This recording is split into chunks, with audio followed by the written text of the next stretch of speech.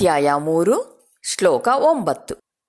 ಯಜ್ಞಾರ್ಥಾತ್ ಕರ್ಮಣೋನ್ಯತ್ರ ಯಜ್ಞಾರ್ಥಾತ್ ಯಜ್ಞಾರ್ಥಾತ್ ಕರ್ಮಣೋನ್ಯತ್ರ ಯಜ್ಞಾರ್ಥಾತ್ ಕರ್ಮಣೋನ್ಯತ್ರ ಲೋಕೋಯಂ ಕರ್ಮಬಂಧನಃ ಲೋಕೋಯಂ ಕರ್ಮಬಂಧನಃ ತದರ್ಥಂ ಕರ್ಮ ಕೌಂತೇಯ ತದರ್ಥಂ ಕರ್ಮ ಕೌಂತೇಯ ಮುಕ್ತ ಸಂಗ ಸಮಾಚರ ಮುಕ್ತ ಸಂಗ ಸಮಾಚರ.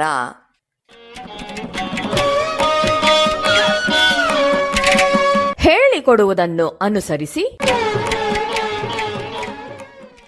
ಯಜ್ಞಾರ್ಥಾತ್ ಕರ್ಮಣೋನ್ಯತ್ರ ಯಜ್ಞಾರ್ಥಾತ್ ಕರ್ಮಣೋನ್ಯತ್ರ ಲೋಕೋಯಂ ಕರ್ಮಬಂಧನಃ ಲೋಕೋಯಂ ಕರ್ಮಬಂಧನಃ ತದರ್ಥಂ ಕರ್ಮ ಕೌಂತೇಯ ತದರ್ಥಂ ಕರ್ಮ ಕೌಂತೇಯ ಮುಕ್ತ ಸಂಗ ಸಮಾಚರ ಮುಕ್ತ ಸಂಗ ಸಮಾಚರ.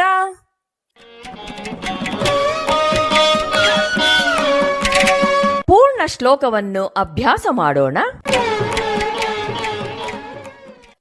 ಯಜ್ಞಾರ್ಥಾತ್ ಕರ್ಮಣೋನ್ಯತ್ರ ಲೋಕೋಯಂ ಕರ್ಮಬಂಧನಃ ತದರ್ಥಂ ಕರ್ಮ ಕೌಂತೇಯ ಮುಕ್ತ ಸಂಗ ಸಮಾಚರ.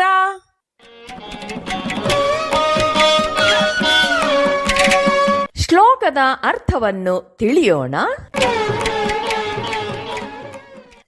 ಯಜ್ಞಕ್ಕಾಗಿ ಮಾಡುವ ಕರ್ಮವನ್ನ ಬಿಟ್ಟು ಉಳಿದ ಕರ್ಮಗಳು ಈ ಲೋಕದಲ್ಲಿ ಬಂಧನಕಾರಿಯಾದವು. ಆದ್ದರಿಂದ ಎಲೆ ಅರ್ಜುನನೇ, ಎಲ್ಲ ಸಂಘಗಳನ್ನು ಬಿಟ್ಟು ಆಸಕ್ತಿಯಿಂದ ಮುಕ್ತನಾಗಿ ಸರಿಯಾಗಿ ಕರ್ಮವನ್ನು ಮಾಡು.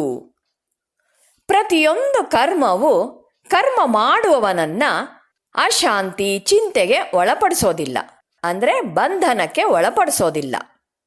ಮಾಡಬಾರದ ಕರ್ಮಗಳು ಮಾತ್ರ ಮಾನಸಿಕ ಅಶಾಂತಿಯನ್ನ ಅಧಿಕಗೊಳಿಸುತ್ತೆ ಮತ್ತು ಅವು ನಮ್ಮ ಅಹಂಕಾರಕ್ಕೂ ಮತ್ತು ಆತ್ಮನಿಗೂ ನಡುವೆ ಅಭೇದ್ಯವಾದ ಗೋಡೆಯನ್ನ ಕಟ್ಟುತ್ತೆ. ಅಹಂಕಾರದ ಅಂದರೆ ಸ್ವಾರ್ಥದ ಬಯಕೆಗಳು ಈ ಪೊರೆಯನ್ನ ಇನ್ನೂ ಮಂದಗೊಳಿಸಿ ಆತ್ಮನ ಅರಿವು ಸ್ವಲ್ಪವೂ ಆಗದಂತೆ ಮಾಡುತ್ತೆ.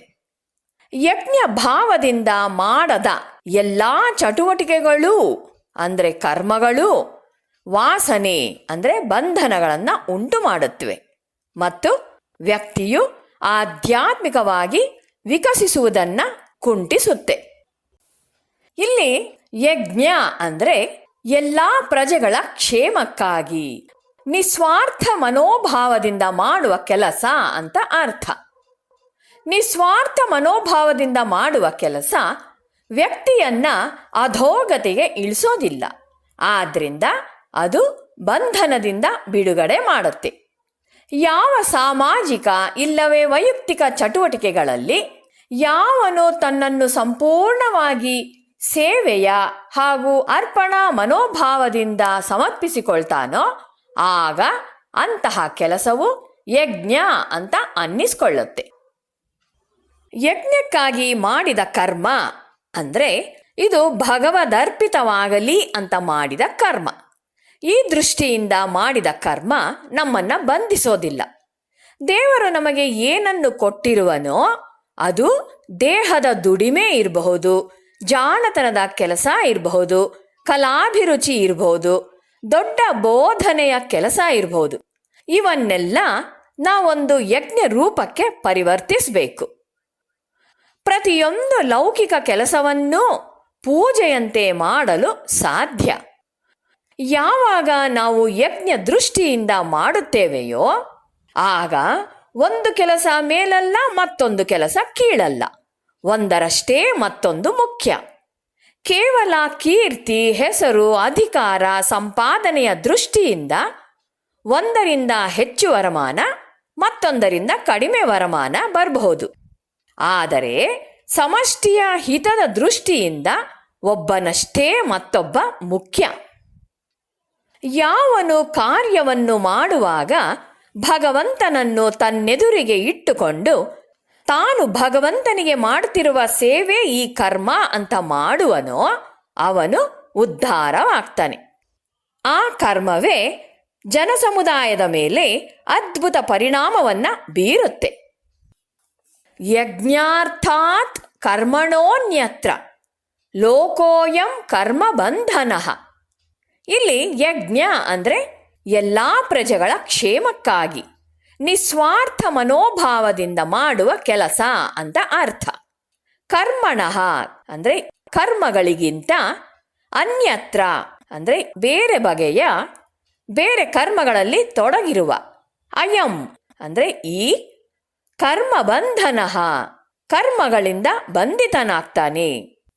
ಯಜ್ಞಾರ್ಥವಾಗಿ ಮಾಡಿದ ಕರ್ಮ ವಿನಃ ಉಳಿದ ಕರ್ಮವೆಲ್ಲ ಬಂಧನಕ್ಕೆ ಕಾರಣವಾಗತ್ತೆ.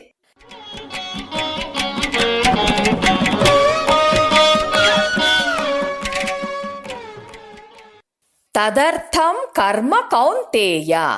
ತದರ್ಥಂ ಅಂದರೆ ತತ್ ಅರ್ಥಂ. ತತ್ ಅಂದರೆ ಅವನ, ಅರ್ಥಂ ಅಂದರೆ ಸಲುವಾಗಿ. ಕರ್ಮ ಕರ್ಮವನ್ನು, ಮುಕ್ತ ಸಂಗಹ ಅಂಟಿಕೊಳ್ಳದಂತೆ ಆಸಕ್ತಿ ಇಲ್ಲದವನಾಗಿ, ಸಮಾಚಾರ ಅಂದರೆ ಒಳ್ಳೆಯ ರೀತಿಯಲ್ಲಿ ಮಾಡು, ಪರಿಪೂರ್ಣವಾಗಿ ಆಚರಿಸು. ನಿನ್ನ ಕರ್ಮಗಳನ್ನು ಆ ಯಜ್ಞ ದೃಷ್ಟಿಯಿಂದ ಮಾಡು ಅಂತ. ಮುಕ್ತ ಸಂಗ ಸಮಾಚಾರ, ಆಸಕ್ತಿಯಿಂದ ಮುಕ್ತನಾಗಿ ಕರ್ಮವನ್ನು ಸರಿಯಾಗಿ ಮಾಡು, ಆಗ ಬಂಧನ ಇರೋದಿಲ್ಲ. ಒಬ್ಬ ಸ್ವಾರ್ಥಿ ಕೆಲಸ ಮಾಡೋದು ಕೇವಲ ತನಗಾಗಿ. ಸಹಜವಾಗಿಯೇ ಜೀವನವನ್ನು ಹೀಗೆ ಒಂದು ಬಿಂದುವಿಗೆ ಸಂಕೋಚಿಸುವುದು ಒಂದು ಬಂಧನವೇ ಸರಿ. ಹಾಗೆಯೇ ಯಜ್ಞ ದೃಷ್ಟಿಯಿಂದ ಸ್ಫೂರ್ತಗೊಳ್ಳದ ಯಾವ ಕರ್ಮವೇ ಆದರೂ ಬಂಧನವನ್ನು ಉಂಟು ಮಾಡುವಂಥದ್ದೇ. ಆದ್ದರಿಂದ ತದರ್ಥಂ ಕರ್ಮ ಕೌಂತೇಯ, ಆ ಯಜ್ಞ ದೃಷ್ಟಿಯಿಂದ ಕರ್ಮ ಮಾಡು, ಮುಕ್ತ ಸಂಗಹ ಅಂಟಿಕೊಳ್ಳದಂತೆ.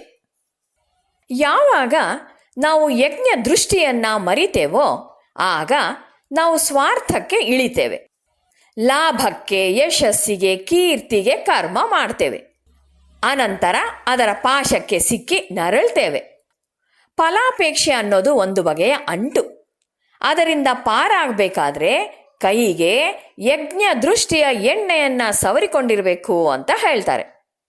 ಅನಾಸಕ್ತಿಯಿಂದ ಕೆಲಸ ಮಾಡೋದು ಅಂದರೆ ಏನೋ ಕಾಟಾಚಾರಕ್ಕೆ ಉದಾಸೀನವಾಗಿ ಮಾಡುವ ಕರ್ಮ ಅಲ್ಲ. ಅನಾಸಕ್ತಿ ಅನ್ನೋದು ಒಂದು ದೃಷ್ಟಿಯಿಂದ ಆಸಕ್ತಿಯ ಪರಾಕಾಷ್ಠೆ. ಅಲ್ಲಿ ತನಗಾಗಿ ಅಲ್ಲ, ಎಲ್ಲ ದೇವರಿಗಾಗಿ ಮಾಡುವನು. ತನ್ನ ಸ್ವಂತ ಲಾಭ ಮತ್ತು ಪ್ರಯೋಜನಕ್ಕೆ ಎಷ್ಟು ಮುತುವರ್ಜಿಯಿಂದ ಕೆಲಸ ಮಾಡ್ತಾನೋ ಅದಕ್ಕಿಂತ 100 ಪಾಲು ಹೆಚ್ಚು ಮುತುವರ್ಜಿಯಿಂದ ಕೆಲಸ ಮಾಡ್ತಾನೆ. ಆದರೆ ಭಗವಂತನಿಂದ ಏನೂ ಹಿಂತಿರುಗಿ ಬಯಸೋದಿಲ್ಲ. ಹಿಂತಿರುಗಿ ಬಯಸುವವರು ಕೃಪಣರು.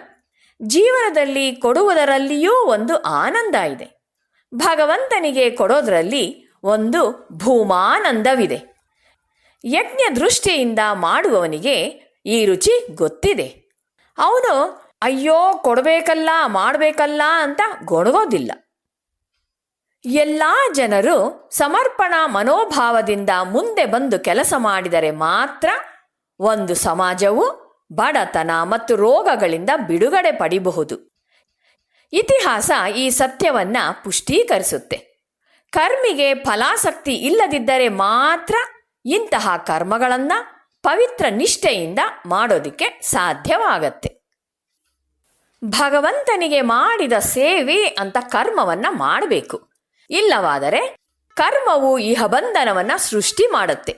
ಆದ್ದರಿಂದ ಕೌಂತೇಯ, ಭಗವಂತನ ತೃಪ್ತಿಗಾಗಿ ನಿನ್ನ ನಿಯತ ಕರ್ತವ್ಯಗಳನ್ನು ಮಾಡು. ಆ ರೀತಿಯಲ್ಲಿ ನೀನು ಬಂಧನದಿಂದ ಸದಾ ಮುಕ್ತನಾಗಿರ್ತೀಯೇ.